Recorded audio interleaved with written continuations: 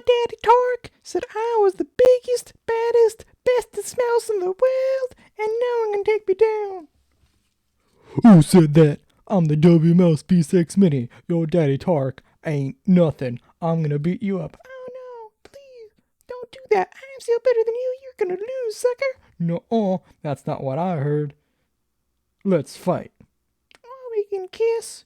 Ew, no thanks. Not that there's anything wrong with that. Okay, fine, maybe we can kiss. And then we'll fight. I promise. Okay.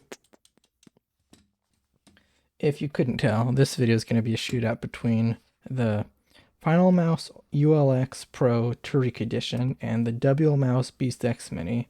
I've had my Beast X Mini for a good while now, and I wanted to do a review on it, but I was like, it feels wrong to talk about this mouse, which without having a ULX for comparison, just because these mice are so intertwined. If you're looking at the ULX, you're looking at the Beast X. If you're looking at the Beast X, you're looking at the ULX. And then so I just decided, I'll review both of them in one video. They're just so intertwined, doing separate videos just didn't really make sense. I didn't want to have you guys watch two videos. But either way, the too long didn't watch is the ULX Tarik, or Tarik as some people say, is the better mouse. This is in Cheetah, this is Mini. This is the Cheetah, so small, and this is the Mini, if that wasn't clear. And the Tarik is just, it's so close to a perfect mouse. It is just the better mouse between the two. But I prefer the Beast X Mini, and that doesn't make sense, but we'll get to that at the end. But so first off, the weight. You're buying these mouse because you are a weight freak. You want the lightest possible mouse to torque on your mouse pad, and both of these mice do that extremely well. On my scale, both of them came in at 36 grams. So they're the exact same weight, which is great. Sub 40, they're just so feathers. So good. But there's a small issue here that Finalmouse deserves to be ragged on for. A lot of things Finalmouse deserves to be ragged on for, and I'll get to it more later in the video. But on the website, this is advertised as 31 grams with a variance of 2 grams, so plus or minus 2 from 31. And any mouse manufacturer, their measurements, it's done without the skates. It's probably done to their lightest batch possible. Just, make you think it's lighter. That's just how everyone does. But going from a maximum of 33 grams to 36, that's honestly a pretty huge leap for misleading marketing purposes. And the Beast X Mini, it's 34 plus or minus 1 grams. And so if you add some skates on there, coming to 36 grams, yeah, that's fine. No big deal. And it's not like, ooh, if this mouse were 33 grams, if this mouse were 31 grams instead of 36, this would be so much better. At this weight, I don't think even I will notice that 35 grams of difference, and they're both so perfectly balanced that it doesn't really matter if it were 5 grams lighter. But just misleading marketing. Come on, Finalmouse. If you had to improve the integrity of the chassis and add a few extra grams, tell people that. Let them know, hey, we improved the chassis quality. It adds some few extra grams, so that's what we have to do, and people will like that. They want the transparency and the honesty. So just be open about that. There's no shame. It's not like it's going to be scandalous for this to be a few grams heavier, but you lying about it, not the best look. But yeah, weight on these, both of them are perfect there. I don't have any issues there. But in terms of build quality, Beast X Mogs, there's no way for me to deny that. This is magnesium alloy and this is carbon fiber. I don't think I said that. But this is just built so much more solidly. I can't really get any flex or creaking at any point in the chassis of this mouse. Maybe just a little bit on the bottom, just because it's pure plastic, and you see all those holes. You're gonna have maybe a little bit of creaking, but it feels well reinforced there, no issues.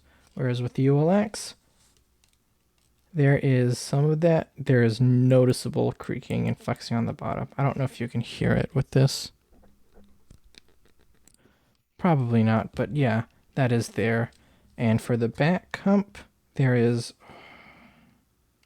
Yeah, there's just noticeable flexing in if you press it. Honestly, I'm not the kind of person who really cares about creaking or flexing. If the mouse, it's not going to break because of it. It won't impede my functionality or usage of it, but I know some people really care about that. And if build quality is your concern, then BeastX Mini wins there, zero doubt. And there's also, I'm going to cut to a different shot of this, but if you zoom in on the ULX Tarik, there's just that little bit of a panel gap there. And if you push in, the panel gap goes away.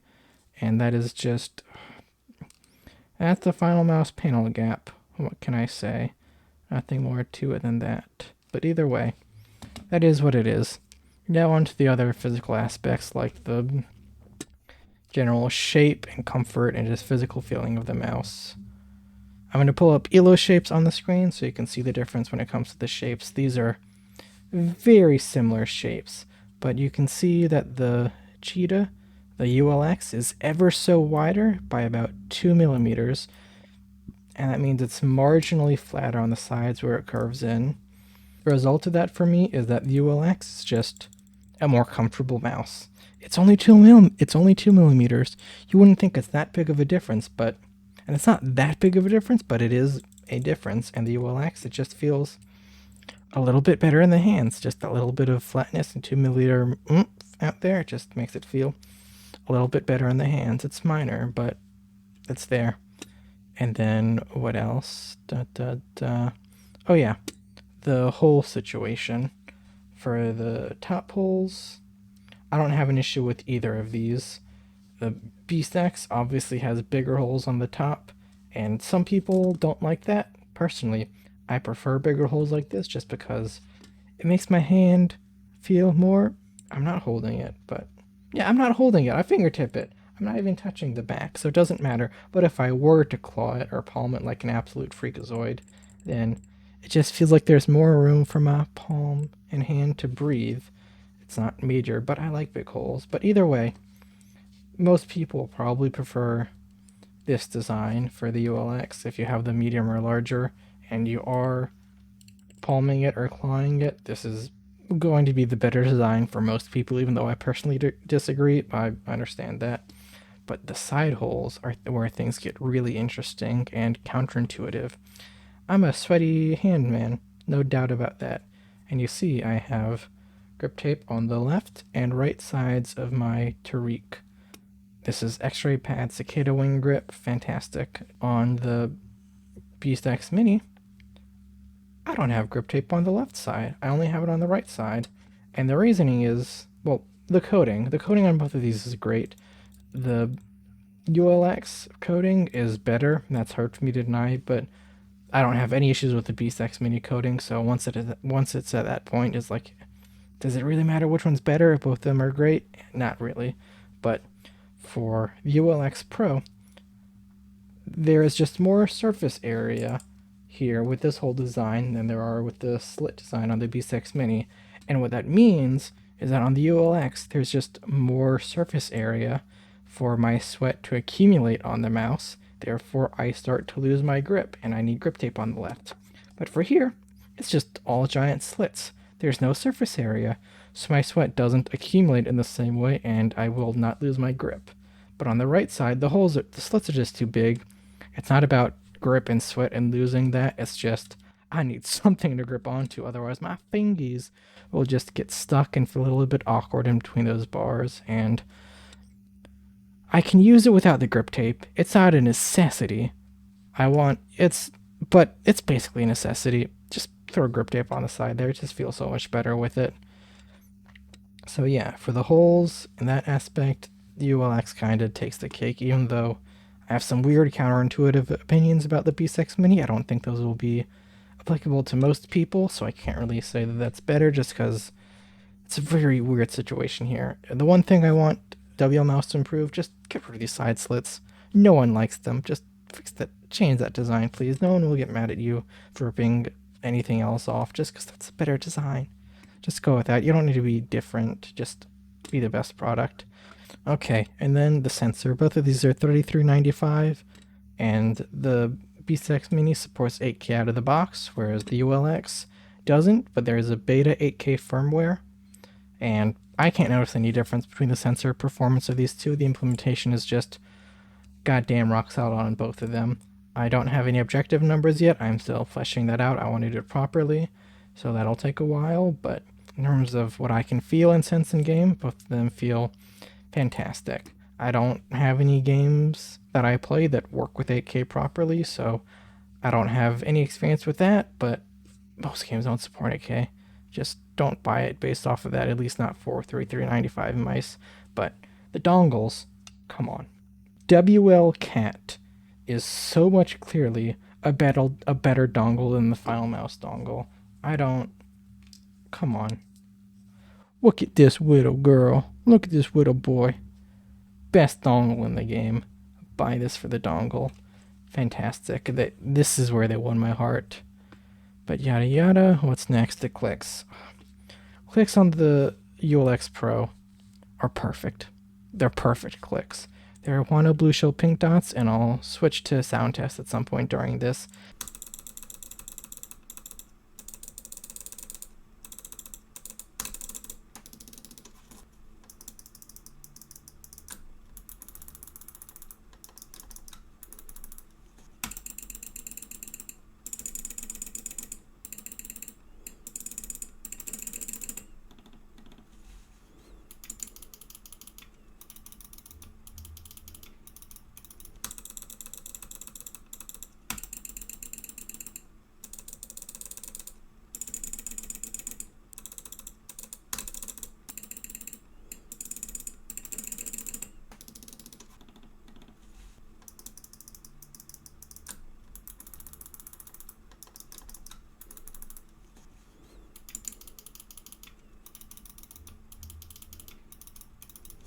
They're just so light, so crisp, so tactile and well defined, just airy, and just they're my perfect click. I can't imagine a click better than this. It is just perfect. And the B6 Mini, it started off with blue shell pink dots, then they transitioned to TTC Niles, and I didn't realize that when I ordered the mouse. I could have still asked them for blue shell pink dots, but I just didn't see that thing on the page, so I got the TTC Nile version, and it's light, it's spammable, it's crisp, it's tactile, it's still a great goddamn fucking click. Don't make any delusions, but it just feels better on the Tarik, just noticeably better. And I want to switch this over to blue shell pink dots at some point, but there's an issue here that both of these mouse share. So the problem I have is with their PCBs, and hopefully I can get a good picture up on screen, but instead of the PCB for these being screwed into the chassis, they use something called heat stakes, which is just hot melted plastic to secure it in instead of a screw. And I really hate that. Those are a problem to me. I'm a weight fiend. I want my mice as light as possible. But that lightness cannot come at the cost of just other fundamental aspects of your mouse. So I'm going to have to take this PCB out, throw on blue shell pink dots, I'm going to have to clip the plastic, I'm going to have to find screws that fit in properly, and it's just too much of a hassle. Just put screws in. I'm sure that you'll save portions of a gram by going with plastic instead of screws, but just for the repairability and usability of this mouse, just do screws, both of you guys. None of you should be using that instead of screws. That's just really scummy behavior that I'm not a fan of. And for the side clicks, both of them are good. For the B6 Mini, I wish they protruded a little bit more of the chassis. It's not major. It's not the biggest deal, but you can just tell that I'd like a little bit of extra oomph on there.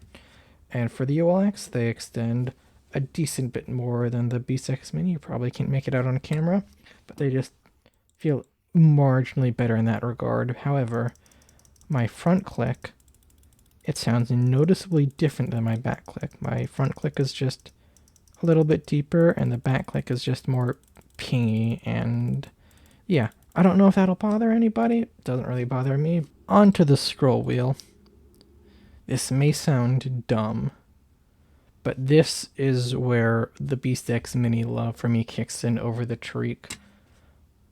I don't know if this opinion is held by other people, But I think the scroll wheel on the ULX is just not good.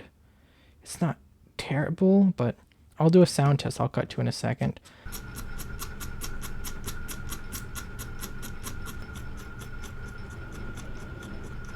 But if you're scrolling it, it is just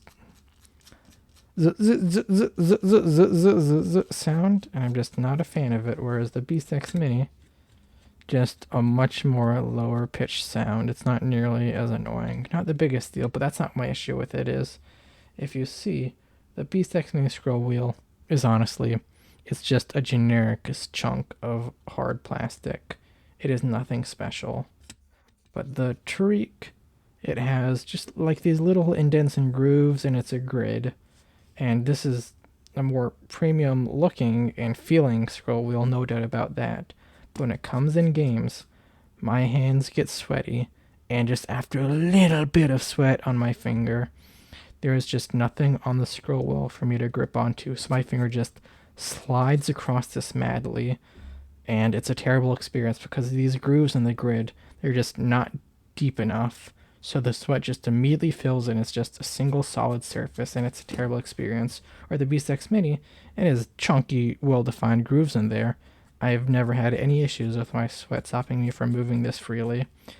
And the Beast X Mini scroll wheel, at first, out of the box, it was a little bit too tense for my liking. The notches were just a little bit too defined. It took a wee bit too much force, but after a good bit of use, it's loosened up a decent bit, and I don't have any issues with them in terms of the notching or defined feel. The notches are definitely more well defined on the Beast X Mini than the ULX Pro.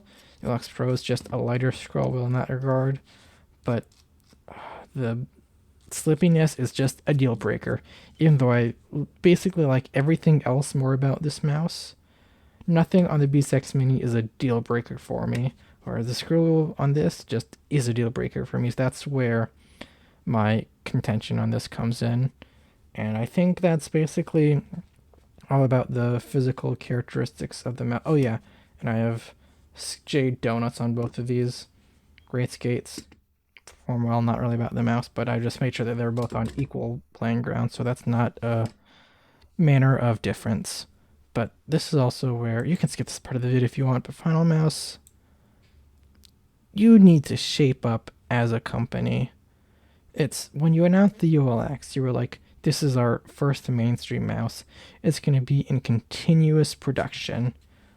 Continuous production. And that may be true. They may be continuously producing models.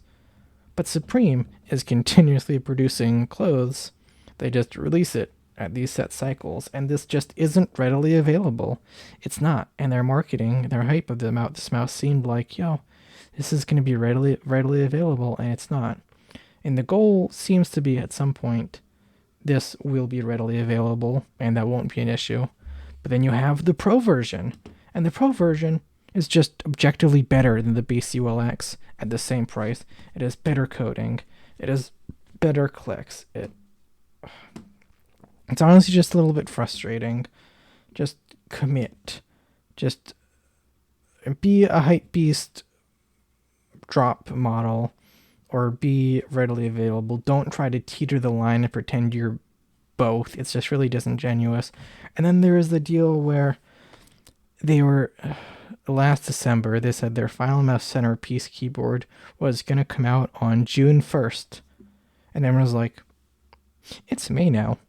You guys haven't said anything about the centerpiece. That bitch ain't coming out on June 1st. And then on June 1st, they were like, hey guys, you may have heard, but the centerpiece got delayed. Like, what do you mean we heard it got delayed? You didn't tell us. You didn't have proper communication. You just didn't release it on that date and expected us to figure that out just based off of not being dumbasses and Finalmouse delaying everything. Just, come on. And it really bothers me that I've seen some people say, oh, WLMouse, I don't want to support them. I don't want to like them because they're just ripping off Finalmouse, and I want to support the original creators of this shit. That's just such terrible mentality. You want competition in space.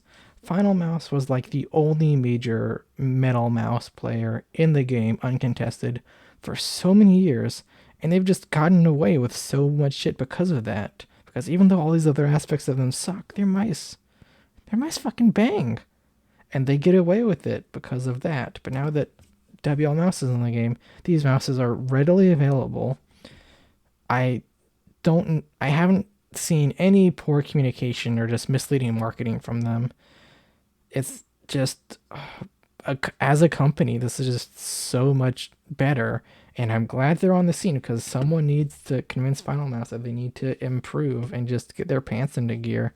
And I'm really glad that they're challenging them there. You should want competition. You should want competition in the market, even if you prefer Finalmouse, which is fair enough. That's how you get better products and better support and just better everything at the end of the day. And yeah, my conclusion is ULX Tarik a better mouse. But the issue is that these aren't, you can't buy them. They're final mice. What are you going to do? Wait for them to drop and go, oh shit, it didn't work out. My Shopify payment didn't work. You can just go on WL Mouse and buy this. And honestly, I prefer it for those reasons. Even if I think this mouse is better in most ways, I just want to support this better because in terms of the industry, I kind of value that. But if you want my real conclusion, don't buy any of these right now. Just wait for the 3950 version. That's the real pill. The Beast X Max is out right now with the 3950. And they're just going to refresh the other models with the 3950 relatively soonish. They haven't announced anything, but if you care about the tech at all, just hold off. It's coming at some point. No way it's not fully refreshed by the end of the year. I'm going to bet my money on that. And Finalmouse has already announced their 3950 refresh. I forget what it's called, but the colors for that look awesome. And those are supposed to be out by the end of the year as well. So if you're spending that much money, just wait for the better product. Have a little bit of patience, in my opinion. And yeah, that's it for my review. If you want to watch other content soon, I should be doing a review of the Attack Shark X Ajaz AJ159. That thing looks pretty interesting. The ATK F1 Ultimate is coming in. Both of those have 3950s. I've got the ATK R7 Pro keyboard coming in. I'm going to try to order the Zero Mouse V35. I'm going to have my Type 99 Matcha Xsoft coming. I don't know if I'll do a review of that, but I'll try. And yeah, so this was a long-winded video, but I wanted to do my best job to make sure that I compared these two fully. So rock over London, rock on Chicago. I'm out.